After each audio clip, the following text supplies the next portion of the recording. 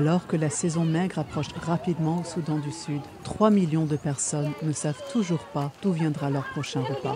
C'est ce qu'a annoncé le Programme alimentaire mondial qui a prépositionné de la nourriture sur le terrain avant le début de la saison des pluies qui rend plus de la moitié du pays inaccessible par la route. Les 3 millions de personnes que nous essayons d'atteindre ne sont pas seulement des statistiques, ce sont des gens.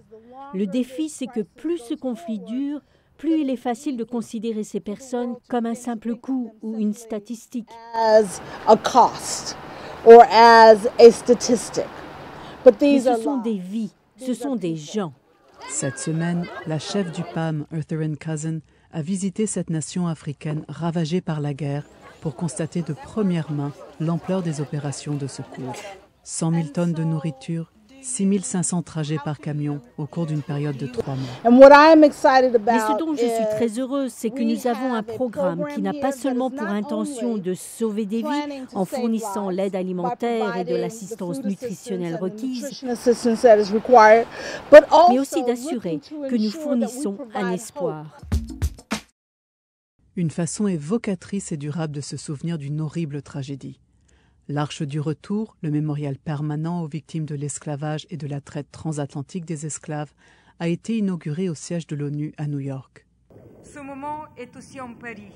C'est rappeler que si le crime de la traite a été commis par plusieurs nations, la mémoire de ce crime peut être rapprocher les nations, éclairer les connexions irréversibles entre les peuples, montrer qu'une partie de leur histoire s'est inscrite au-delà des mers, que nos destins sont liés. Son designer, Rodney Leon, un architecte américano-haïtien, a déclaré que cette œuvre vise à permettre aux visiteurs de reconnaître la tragédie, de réfléchir aux legs de l'esclavage et de la traite des esclaves et, sans oublier, de sensibiliser aux abus modernes.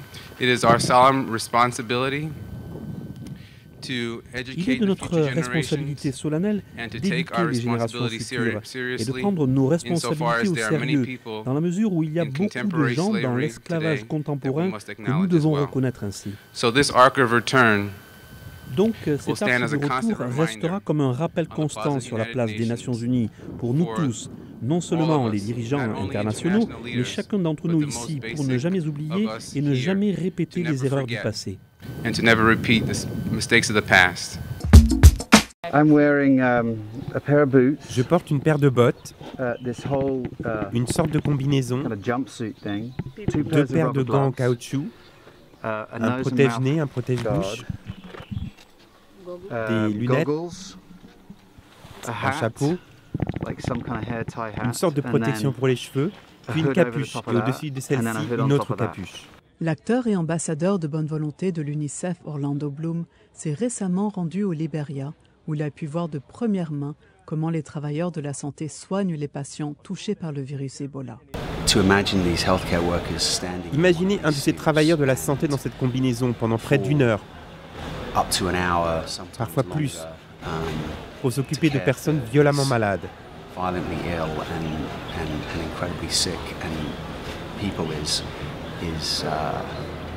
C'est tout simplement phénoménal.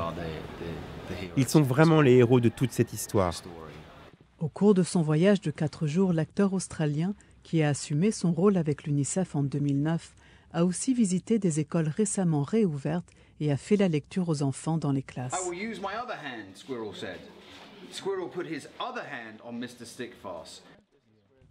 Selon les Nations Unies, l'épidémie de la maladie à virus Ebola en Afrique de l'Ouest a tué plus de 10 000 personnes.